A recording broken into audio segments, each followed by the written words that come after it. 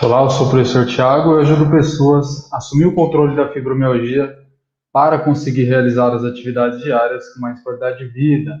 Da nossa seguidora, Cris Barros, muito obrigado pela sua participação. Não é a minha área, tá? Eu não sou especialista nesse assunto, mas eu tenho um embasamento e posso te dar a minha opinião, tá? É a minha opinião. É um mito dizer que a alimentação piora as dores na fibromialgia?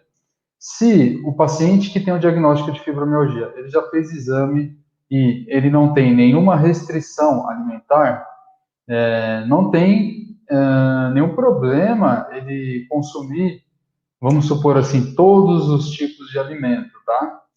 Se ele fez os exames e aí no exame não constou nenhuma restrição, tá bom? Agora, é o seguinte, é claro que é super importante a gente ter uma alimentação balanceada. E algumas pessoas falam, né, de alimentação saudável. O que é saudável? Às vezes o que é saudável para mim não é saudável para você. Entendeu? Saudável depende da cultura, depende do ponto de vista, tá? As pessoas costumam falar assim: ah, hoje é dia do lixo, é dia de comer porcaria. Por que porcaria? De repente, se você está comendo um chocolate, algumas pessoas falam que é porcaria, mas só de você comer o chocolate, ele vai te trazer um bem-estar. Então, essa sensação de bem-estar, e também tem alguma. Aí não vem ao caso, mas eu só dei um exemplo simples, tá? Essa questão do chocolate, ele tem algumas substâncias que te dá o bem-estar. Não só isso, tá? Como eu falei para vocês, não é um assunto específico meu, não quero entrar tão detalhado nesse assunto, mas eu acredito muito. Eu sou vegetariano, mas é por opção, não é por conta da fibromialgia, tá? Eu sempre fui. A minha alimentação sempre foi muito bem balanceada, não posso falar, minha alimentação é saudável. O que é saudável? Tá? Mas de uma forma geral, as pessoas entendem que saudável é você consumir alimentos bons, que são considerados bons, né? Que são considerados menos ruins, vamos dizer assim. Então, são alimentos que são menos industrializados. Geralmente o pessoal costuma dizer, né? Os profissionais orientam e também a literatura, né? Desembala mais, quer dizer, desembala menos e descasca mais, algo do tipo. Então, consumir alimentos que são menos industrializados, claro que isso é bom para não somente o fibromialgia, para qualquer tipo de pessoa, tá bom, pessoal? Ah, professor, mas eu já vi alguns profissionais falar em doença inflamatória, eu já vi alguns profissionais falar em doença antioxidante e etc. Doença não, desculpa, tá? O professor viajou aqui.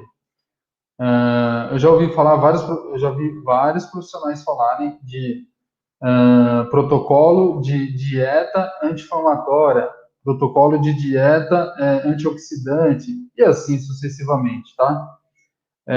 Tudo bem, tem esses protocolos? Tem, mas será que tem a necessidade? Será que realmente vai te ajudar? Eu conheço vários pacientes que já fizeram e não tem o resultado. Tá bom, pessoal? Então é isso, toma muito cuidado com isso, tá? Se você fez exame e não tem nenhuma contraindicação, por que que você vai sair cortando tudo? Ainda mais sem o acompanhamento do profissional, é muito perigoso, tá bom? E aí você faz uma alimentação anti-inflamatória, mas quem disse que a fibromialgia é inflamatória, pessoal? Você tem esses pontos específicos, por exemplo, a pessoa tem uma bursite, tendinite, alguma coisa do tipo, essa causa local, ela é uma inflamação da sua articulação. Mas quem disse que, no geral, a fibromialgia é inflamatória? Se você buscar, entra lá no site da Sociedade Brasileira de Reumatologista, para você ver se tem alguma informação lá, tá? Busca artigo científico para ver se fala, se tem algum embasamento falando que é. Não tem, tá? Se tivesse, você já saía do médico com essa recomendação. Você acha que o médico não ia querer ter sucesso no tratamento? Um sucesso muito mais eficaz? Lógico que ele ia querer. Agora o pessoal acha que vai achar milagre, enfim, tá bom? É só um ponto de vista meu, não quero entrar não quero me aprofundar tanto no assunto como eu falei para vocês. Eu não sou nutricionista, não tenho embasamento, não posso falar, eu estou falando somente da minha opinião, não posso dar dica nem nada. Deixa para o profissional falar sobre esse assunto, tá? O que eu posso dar de orientação é da minha experiência e da prática que eu tenho, tá? Que é a mesma coisa que um nutricionista sair falando sobre exercício físico. Ah, é verdade que o exercício X é bom ou Y é bom para quem tem fibromialgia? Isso é antiético, é errado, tá? E aí sempre vai ter as pessoas que vão defender e as pessoas que vão ir contra, tá? Com certeza deve ter muita gente aí falando, nossa, olha o que o professor está falando, que alimentação é X, Y, Z e tal, tal, tal. Nossa, o professor não tem conhecimento. Cuidado a forma que você interpreta a informação, que às vezes você acha que sabe tudo, porque você fica vendo essas promessas aí loucas na internet, principalmente através da alimentação e etc., mas você está sendo manipulado através das mídias, tá bom?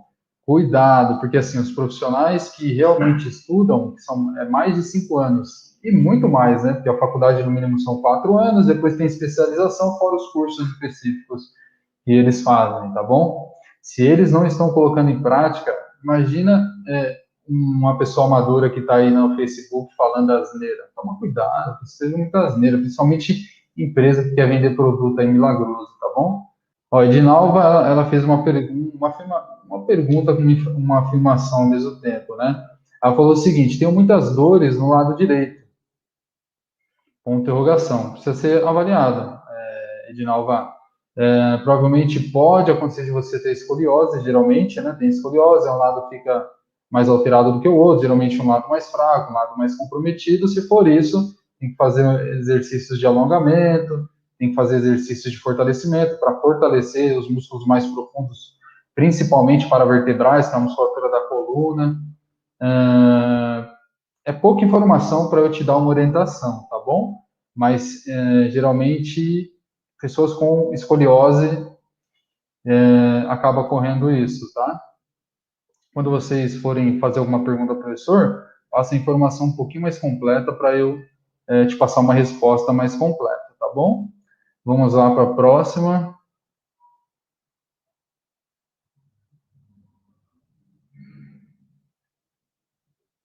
Ó, a Ana perguntou aqui o seguinte, né, no Instagram. Professor, existem exercícios preventivos a serem feitos antes de dormir para evitar a rigidez matinal? Então, comprovado nesse perfil que você fez essa pergunta para mim, não. Mas tem algumas estratégias que você pode utilizar para minimizar isso, como por exemplo, a soltura miofascial, que é uma automassagem, o trabalho de flexibilidade, que é o alongamento, tá? E a posição, a postura que você dorme. Muitas pessoas dormem. Eu já fiz essa pesquisa aqui com vocês que têm fibromialgia. Muitas pessoas dormem decúbito ventral, barriga para baixo, ventre apoiado no colchão, tá bom? E o seguinte, dormir nessa posição é horrível, tá? É péssima. É a pior opção que você pode escolher. E aí, não adianta nada você, antes de dormir, fazer uma soltura miofascial, fazer um trabalho de flexibilidade, se quando você dorme, você fica de 6 a 8 horas dormindo, numa posição péssima, todo torto. Aí o corpo ele vai acordar travado mesmo, rígido, tá?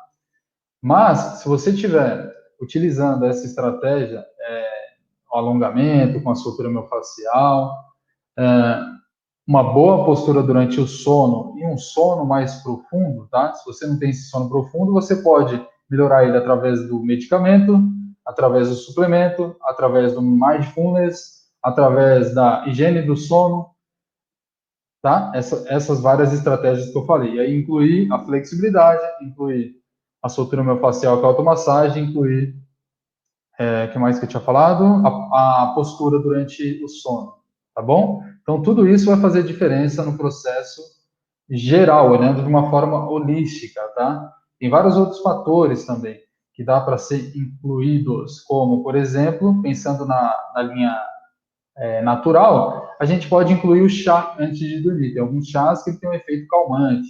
Professor, nossa, mas o chá vai fazer essa diferença toda? Não vai, mas pensa assim, você tem de 0 a 100, você tem vários números, né? Você tem 1, 2, 3, 4, 5, 6. Cada ação, cada ajuste que você faz na sua rotina diária, por exemplo, ajustar a postura no sono, tem uma nota 5, por exemplo, aí você soma 5. Tomar o chazinho tem uma nota 0,5, nota 1. Então, você soma mais o sono, 6. Fazer exercício físico tem uma nota 30, aí você soma mais 30, entendeu? Então, cada atitude que você tem vai somando um pontinho. E no final ali, de todas as suas atitudes durante o mês, soma um resultado final, que aí ele vai ser positivo para você. Então, não é uma única coisa que vai fazer um milagre, um Wernica, né? O Wernica, se você ler as recomendações dele, fala que cura fibromialgia, cura artrite reumatoide, gota, hérnia de disco, tendinite, bursite, ele dá mil e umas promessas, né? E não é bem assim que funciona, entendeu? Mas assim, é bom utilizar o Arnica, por exemplo, para fazer uma massagem. É bom, ele ajuda bastante, ele relaxa, enfim, tá bom? Então você tem que ir somando todas essas estratégias que você utiliza, tá? Então, respondendo a pergunta da Ana, espero que ela tenha compreendido. Essa estratégia que você pode fazer antes de dormir, ela com certeza vai te ajudar um pouco, tá? Melhorar a sua situação atual, tá bom, Ana? Ó, vamos lá. Pergunta da Dayana Novelo. Muito obrigado pela sua participação, Dayana. Quem mais rápido, mais devagar, a dor sempre piora. O que devo fazer? Primeiro, você precisa ir no médico, fazer um exame, tá? O médico vai te avaliar manualmente, depois ele provavelmente vai pedir um exame de imagem para verificar se você não tem, por exemplo, alguma alteração óssea, alguma alteração, como por exemplo também uma hérnia de disco, protusão discal e etc. Tá? Depois que você identifica isso, aí a gente atua na raiz do problema local, específico. Se você nunca fez, ou se você já fez, mas mesmo assim não deu certo, porque provavelmente você foi encaminhada para fisioterapia, já fez fisioterapia, não adianta. Você falou para mim que tentou todos os exercícios de forma mais rápida e de forma mais devagar. Só que falar todos os exercícios é algo que é uma afirmação muito aberta, sabe? Para mim fica difícil eu te passar alguma orientação relacionada a isso, Dayana, porque todos os exercícios quais, né? Às vezes, você como aluna acha que já fez todos os exercícios, mas na prática talvez não fez, entendeu? Quais exercícios? Exercícios de fortalecimento, exercícios de resistência, exercício aeróbio, exercício de mobilidade, flexibilidade, exercício de soltura miofascial, automassagem. Qual foi a sequência? Qual foi a quantidade, qual foi o intervalo, tudo, qual foi a intensidade, tudo isso precisa ser analisado, tá? Mas geralmente essa dor, você falou que tem muita dor no pescoço, já tentou exercício mais rápido, mais devagar, a dor piora. O que devo fazer? Geralmente essa dor, pensando que você já tentou fazer vários exercícios e a dor não diminui, mesmo você tentando fazer exercício não diminui, provavelmente você pode estar errando na postura, você pode estar errando na intensidade, tá? Na variedade do exercício, tem alguns exercícios que aumenta a tensão nos músculos do trapézio, do pescoço. Pode ser a postura errada, você está executando uma postura errada e está sobrecarregando, está compensando outras musculaturas. Então, por exemplo, você vai fazer uma elevação lateral aqui, ó, elevar os braços na lateral para fortalecer o músculo do ombro, e aí você tensiona o trapézio, você sobe aqui o ombro sem perceber. Sua escápula, ela pode estar fraca. A escápula é esse osso aqui de trás do nosso ombro, ó. Então, alguns exercícios que você faz, se a escápula não tem estabilidade suficiente, ela não tem força para sustentar essa estrutura, ela vai comprometer toda essa região que chama cintura escapular. E aí você, ao invés de os músculos que envolvem a escápula, que estabiliza a escápula, fazerem o papel dele, eles não vão ter força suficiente para fazer o papel que ele deve fazer. Aí quem que vai auxiliar? Os músculos que estão em volta. Os músculos que estão em volta, alguns deles são do ombro e aqui, ó, o trapézio, principalmente no pescoço. E aí quem vai ser sobrecarregado? Esses músculos, entendeu? Então, ao invés de você estar trabalhando num local específico, você sobrecarrega outros. Esse é um dos fatores. Outro fator, a forma que você trabalha, qual posição você fica? Você usa muito o celular no trabalho, vamos supor que você trabalha atendendo, fica aqui, ó, muito tempo com o telefone na orelha, ou você, no seu trabalho, você movimenta muito a cabeça para um lado só, ou o pescoço para um lado só, ou segura muito peso de um lado só, a hora que você vai dormir, como está a sua posição durante o sono, tudo isso precisa ser analisado, não somente a hora do exercício físico, tá? Você tem que olhar para a sua vida no contexto geral. É igual, por exemplo, as pessoas que fazem RPG. A pessoa vai lá, faz RPG com o fisioterapeuta, com o profissional que for, aí no RPG o cara organiza lá a postura, tudo bonitinho, ó, você tem que ficar assim, contrai o abdômen, trabalha a respiração e te ensina a fazer tudo isso. Quando você sai de lá, aí você chega em casa ou está no trabalho, você volta com aquela sua postura toda torta, toda errada. Então você fica 24 horas do seu dia numa postura péssima, toda errada, não coloca em prática o que é passado para você, e aí você acha que uma sessãozinha de 1 hora vai salvar a sua vida?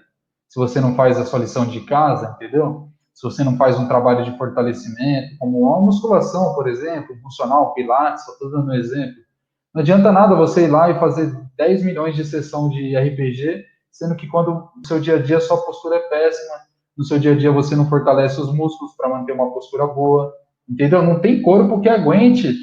Se seu músculo ele está fraco, ele não vai sustentar uma boa postura. Você não vai ter força nos músculos profundos do core, da coluna, entendeu? Se você está com a flexibilidade prejudicada, não tem postura que aguente. A sua postura vai ficar muito ruim.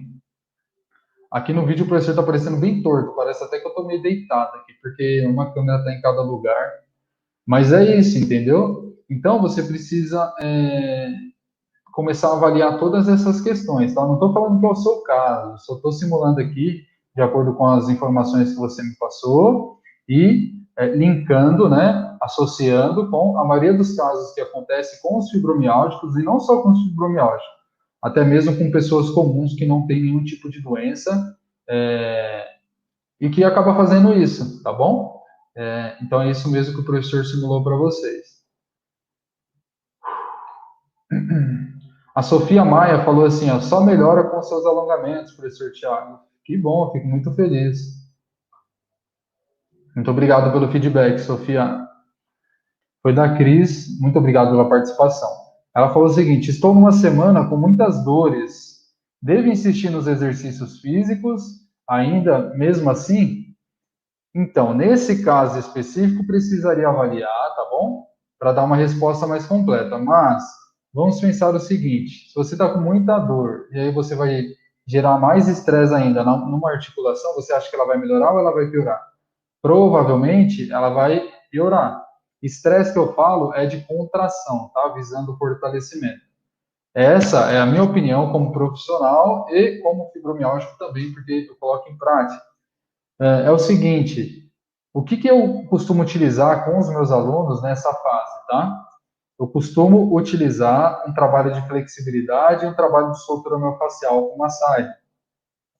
O que eu faço? Geralmente, se o aluno faz 3 séries, eu diminuo a quantidade. Então, além de eu tirar a intensidade, eu tiro os exercícios de fortalecimento, eu mantenho um exercício só, e aí eu foco em flexibilidade e soltura miofascial. E aí eu diminuo o volume além de fazer isso. Vamos supor que o aluno faz 3 séries, ele repete 3 vezes cada exercício, tá? Eu peço para ele descer para 2. Então, além de eu tirar os exercícios de fortalecimento, que gera estresse na musculatura, eu diminuo o volume dos exercícios de flexibilidade e soltura miofascial.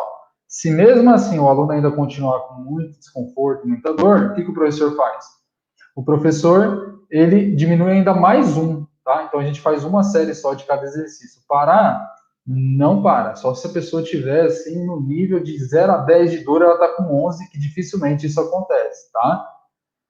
Parar muitas vezes é até pior. Tem que saber utilizar as estratégias corretas. Agora, dar soco na ponta de faca não é legal. Então, se está com muita dor, quer continuar fazendo exercício de força, você pode agravar o caso, tá? Então, isso que eu faria respondendo a pergunta da Cris Barros e costuma funcionar bastante, tá bom, Cris? Deixa eu falar. Marli da Mata, muito obrigado pela sua participação, Marli. Muitas dores em todo o corpo. O médico disse que é fibromialgia, mas o que posso fazer para amenizar as dores? Ela perguntou, né? O que é recomendado, Marli, é verificar qual é a necessidade principal, atual sua e aí trabalhar em cima dela. Geralmente a gente começa com trabalho de flexibilidade, com alongamento, trabalho de automassagem, tá bom? Automassagem vai minimizar a tensão aí da sua face muscular, vai minimizar a rigidez que você tem, aquela sensação de travado, tá? E aí a flexibilidade vai melhorar a sua postura, vai minimizar também, vai trabalhar também visando o relaxamento, entre outros, tá? Depois que você começa a utilizar essas estratégias, aí automaticamente você vai conseguindo controlar o limiar de dor. Claro que, principalmente na fase inicial, quando você está com um nível de dor muito, muito alto, você tem que ter o medicamento associado, tá? Então você vai estar fazendo uso medicamentoso, algum suplemento, aí vai depender do método que cada médico está utilizando. Deixa eu só ver. Então depende, cada método que o médico esteja utilizando, tá bom? Mas costuma ser dessa forma comigo, tá bom? Depois que você faz esse trabalho, o que acontece? Você vai conseguir fazer alguns exercícios de fortalecimento. Então a gente começa com um leve fortalecimento, focando em músculos menores, músculos estabilizadores, músculos do core, tá bom? E aí, posteriormente, a gente vai incluindo pequenas caminhadas. Então, basicamente, esse é o caminho, tá? Eu não sei se você já tentou dessa forma, recomendo fortemente que você tente fazer assim, tá bom? E aí depois você me fala. O ideal é sempre ter um profissional acompanhando você, para ele falar qual exercício você tem que fazer, qual é o nível, a quantidade, o nível de intensidade, quando você tem que descansar, tudo isso precisa estar alinhado, tá? Não é sair fazendo de qualquer jeito, não. Tá bom? Eu gostaria de saber se posso fazer academia normal. Ó, então vamos lá. Pergunta da Neuza Maria. Eu gostaria de saber se eu posso fazer academia normal. Então vamos lá. Academia é uma empresa, tá? Dentro da academia tem várias modalidades. Tem a musculação, tem aula de lutas, tem natação, tem hidroginástica, tem aula de ginástica, tem crossfit, entre outros, tá bom? Então é assim que funciona. O que você vai fazer na academia, esse é o ponto. Você precisa fazer na academia, deixa eu olhar para cá, para a câmera, fico olhando para o computador, né? Então, na academia, o que você precisa fazer é o seguinte, é verificar qual é a sua necessidade e trabalhar em cima disso, tá bom? Respondendo a sua pergunta, vamos supor que você vá para a musculação. Você vai fazer uma avaliação, identificar a necessidade e trabalhar em cima disso. Posso fazer, professor? Pode. Devo fazer? Deve. É quase que obrigatório, tá bom? De preferência, procurar algum local, uma pessoa que tenha experiência no assunto, tá? Porque nem todos os lugares vai ter o profissional que tem experiência no assunto. E aí você pode não ter sucesso no tratamento utilizando exercício físico, e aí você pode colocar a culpa no exercício, achar que o exercício não faz bem, mas na verdade não é o exercício, é quem está no comando, tá? Uma Ferrari é um excelente carro numa pista de corrida, mas se você dá na mão de alguém que tirou a habilitação ontem, talvez você não vai conseguir utilizar toda a potência daquele carro, entendeu? E aí você vai falar que o carro é ruim, não é que o carro é ruim, é que o piloto é ruim, entendeu? Então isso acontece. Você vai, sei lá, num supermercado, você tem profissionais lá que te atendem que são excelentes, já tem outros que são péssimos. Você vai numa loja de roupa, a mulher sabe de A a Z tudinho sobre roupa, estilo e etc. Já tem outros que não sabem. E assim acontece em várias áreas, tá bom? Então fique atento a isso. Eu sei que para vocês é mais difícil essa questão de lidar com essa parte de humanas, né? Saber avaliar, tal. Vocês são muito leigos no assunto, né? E aí quando vocês chegam lá no local, vocês acham que o profissional está fazendo a coisa 100% correta ou até mesmo uma forma bem adequada como deveria. Acaba sendo mais difícil para vocês, mas tenta ter esse olho mais aguçado assim para vocês conseguirem identificar melhor a qualidade desse trabalho que está sendo feito, tá bom? Sempre respeitando, claro, muito bem o profissional, não é nem 100% culpa dele. Ele não vai conseguir saber de tudo. Se alguém chegar aqui e falar assim, professor, meu filho quer ser jogador de futebol, você consegue levar ele para alta performance, para ele virar jogador? Eu vou falar, eu não consigo, você é ético. Eu vou falar, ó, eu tenho um amigo que ele é especialista, ele só trabalha com isso. Atletas de categoria de base, tal, para ele ser profissional. Então, eu vou encaminhar para ele. Só que nem todo profissional faz isso. Ele quer abraçar o mundo, só que ele não sabe de tudo. E aí ele vai fazer meia boca, um pouquinho de cada coisa, entendeu?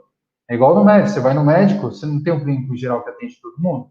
E tem os especialistas, porque ele se especializou, ele só fala daquele assunto, ele só atende paciente referente àquele assunto, e ele estudou somente aquele assunto de uma forma mais específica, né? Ele faz a especialização, pós-graduação, cada um chama de uma forma. Então, é basicamente isso que ocorre, tá bom? Neuza, deixa eu tirar aqui a pergunta da Neuza. Professor, devo fazer? Deve fazer, com certeza, academia. Agora tem que encontrar a dose certa para você. Ela perguntou o seguinte: tendinite túnel do carpo, tem ligação com a fibro? Ligação em qual sentido, né? A pessoa tem fibromialgia, ela vai ter túnel do carpo e a tendinite? Não necessariamente. Tem várias pessoas com fibromialgia que não têm túnel do carpo e tendinite. Mas, se você for puxar o histórico, muitas pessoas têm. Qual é a porcentagem, professor? Tem como avaliar? Não tem. Pelo menos eu nunca li um estudo falando atualizado, né? Qual é a porcentagem disso? Mas muitos têm? Muitos têm. Muitos têm, tá bom? Eu falo para você porque eu recebo vários alunos que têm a tendinite. A tendinite é mais comum, tá, pessoal? Vamos supor assim, ó, de 0 a 10, professor, a tendinite eu diria que é 8. A gente dá uma nota de 0 a 10 alunos que chegam. De 10 alunos que chegam para mim, 8 têm tendinite, vamos dizer assim, tá? Sempre tem. Agora, túnel do carpo é um pouco mais, é menos comum, tá bom? Vamos supor que seja 4. De 0 a 10 pessoas, 4, 3, tá? Então, basicamente é isso. Agora, ligação, não. Uma coisa não tem. Às vezes, é muito movimento repetitivo, quem trabalha movimentando muito, faz movimentos repetitivos.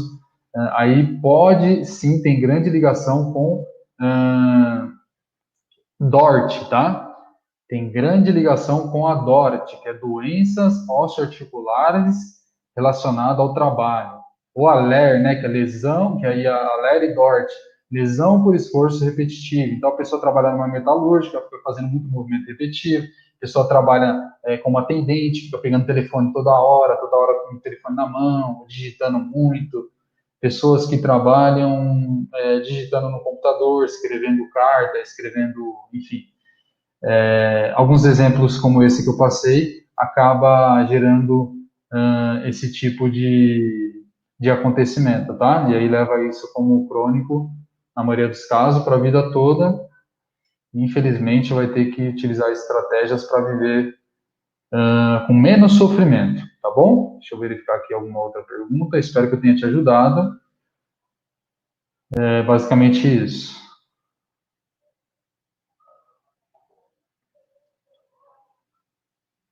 Parabéns pelo seu brilhante trabalho, professor Tiago. Você tira muitas dúvidas sobre fibromialgia. Gratidão. Carla Barros, muito obrigado pela sua participação, Carla. A Carla é representante da fibromialgia Penedo, tá? Me corrija se eu estiver enganado, tá bom? Mas é isso mesmo. Ela está assistindo hoje pelo Facebook. Legal, show de bola. Deixa eu ver. Muito obrigado, Simone. Sua humildade é admiradora, Tiago. Obrigado, Simone, pelo carinho. Simone é minha aluna. Ela teve uma evolução fantástica. Tem uma live que nós fizemos juntos e ela, de 0 a 10, quando ela iniciou o programa, ela estava com uma dor de nível 9. E aí, naquela época, quando nós conversamos, de 9 ela caiu para 2 o nível de dor dela. E a última vez que eu tinha feito uma avaliação com ela, ela falou que estava zero de dor já há mais de 5 semanas. Hoje, eu não sei dizer, aí teria que conversar com ela, não sei como que está. Mas ela está muito bem, evoluiu demais. A Simone, agora eu esqueci o sobrenome, Simone Castro dos Santos, se eu não me engano.